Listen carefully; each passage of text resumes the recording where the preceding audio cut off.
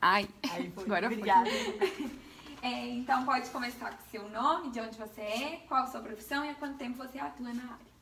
Eu sou Vanessa Moreira, sou de Sorocaba, tenho consultório em Sorocaba, São Paulo, trabalho com desenvolvimento humano, me formei em fisioterapia e depois fui caminhando pela física quântica, psicologia transpessoal. Tenho 39 anos e já atuo há 15 anos dentro dessa linha de trabalho. E aí, como que você ficou sabendo da síndrome de Irlen? Como que foi esse processo até você chegar aqui no curso? Tá certo, vamos lá, né? Tudo tem um caminho. Eu tenho um filho de 12 anos, eu tenho 3 filhos. Meu filho mais velho de 12 anos, com 7 anos, ele apresentava muita dificuldade para a leitura. Uma criança super independente, cheio das próprias vontades e de repente em relação à leitura ele estressava num ponto assim para poder fazer as atividades, para poder compreender. Não, eu não vou ler, meu irmão que vai ler para mim. Eu falei, mas isso não combina, você é tão independente, como que você vai destinar algo tão importante que vai te dar autonomia para o seu irmão? Não, eu não consigo. E ele era muito irritado dentro de casa.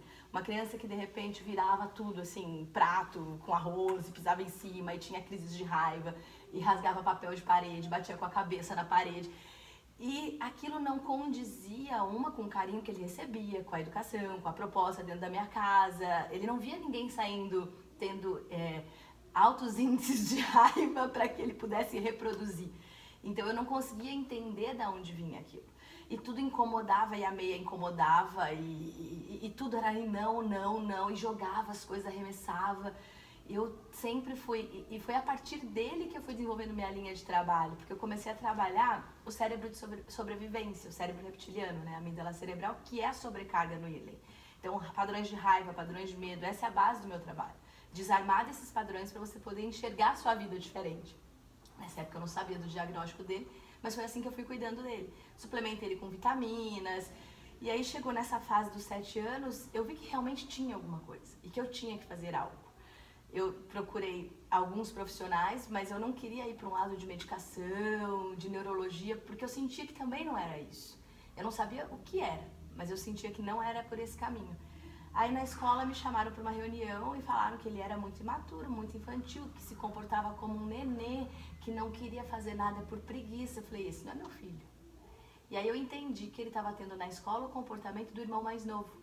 Porque era uma maneira de ter que burlar, de ter que fazer as coisas. E eu falei, putz, aonde que tá isso? E eu dei muita sorte. Eu cheguei a marcar uma consulta com um neuropediatra.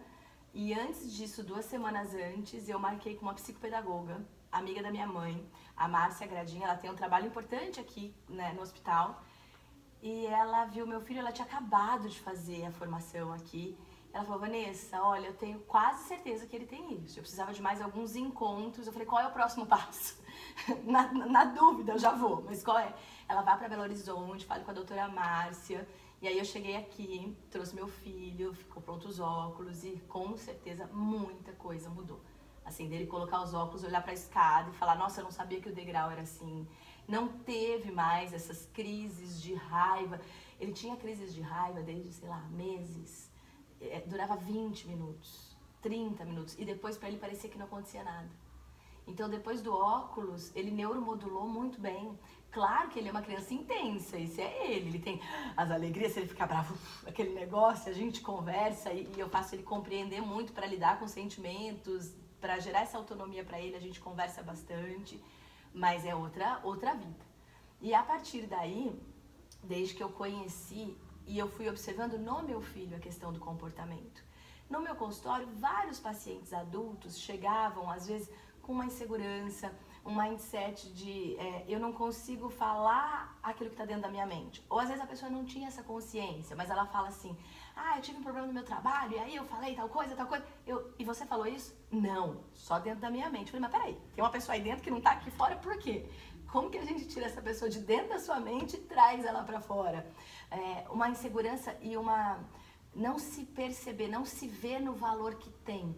A pessoa tira muito o valor dela, como se ela não fosse importante, como se ela não fosse bem-vinda, como se ela não fizesse a diferença. E tô falando assim de pessoas incríveis, geniais, todos temos a nossa importância, mas pessoas altamente capacitadas, que não se sentiam pronta para arriscar, para viver, para ir atrás de um sonho.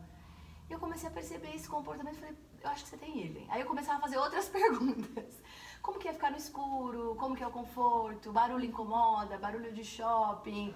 Dentro do que eu sabia, eu comecei a fazer outras perguntas e descobri vários pacientes com toque, síndrome de pânico, compulsividade, que todos que eu encaminhei para o screening deu positivo. E aí vim pra cá, porque eu falei, eu preciso entender um pouco mais disso, que eu tô há 2 anos na área da educação, fazendo trabalhos em escolas, treinamentos, HTPC com professoras da rede, da parte de gestão emocional. Hoje eu tenho uma disciplina para os adolescentes minha, de gestão emocional, e aconteceu de eu encaminhar 2 alunos e uma aluna, a neuropsicóloga dela, entrou em contato comigo e falou, imagina, você tá querendo que a família invista nisso? Isso é uma piada. Eu ainda não tinha passado por isso, porque meus pacientes adultos, eu encaminhava, eles iam e tava tudo bem.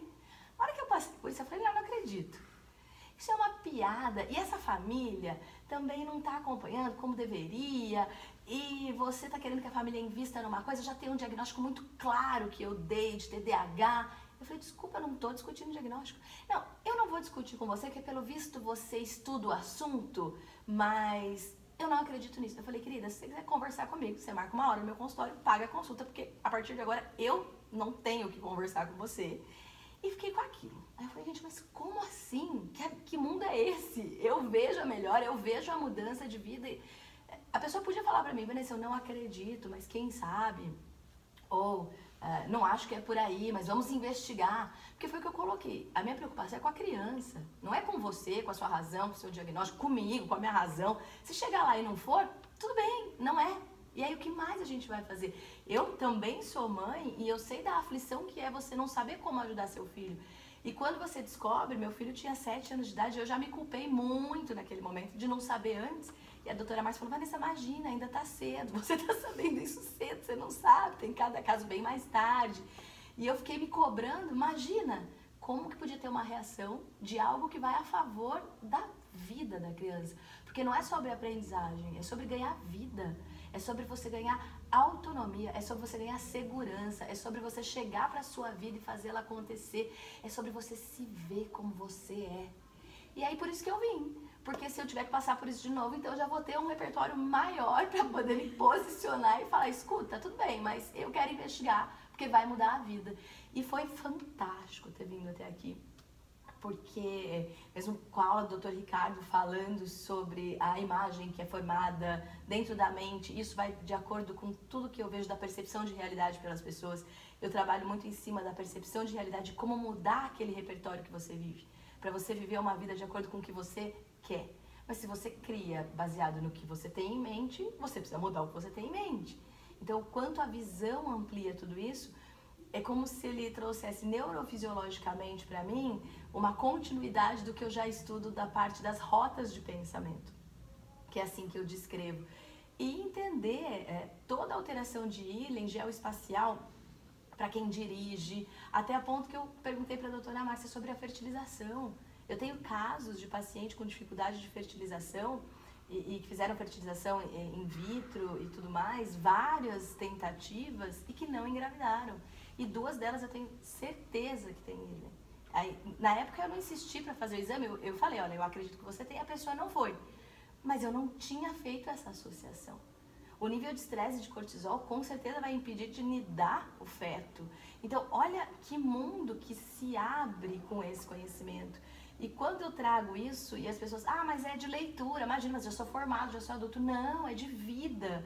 Então, com certeza eu tô indo embora daqui com muito mais repertório para mim, para poder levar uma mudança de impacto para as pessoas à minha volta, nas minhas palestras, onde eu encontro com pessoas no consultório, amigos, enfim, porque é sobre ganhar vida. Eu assisti isso com meu filho e assisti isso com milhares de pacientes que ganharam, milhares não, dezenas de pacientes, que eu me empolguei, dezenas de pacientes que eu encaminhei e ganharam vida. Aqui a gente vê casos de milhares de pessoas, né, que a doutora Márcia tem. E, gente, é mudar o caminho da sua vida para muito melhor. Nossa, excelente. Excelente, não tem Tô sem palavras. Gente, mas não é isso. É isso.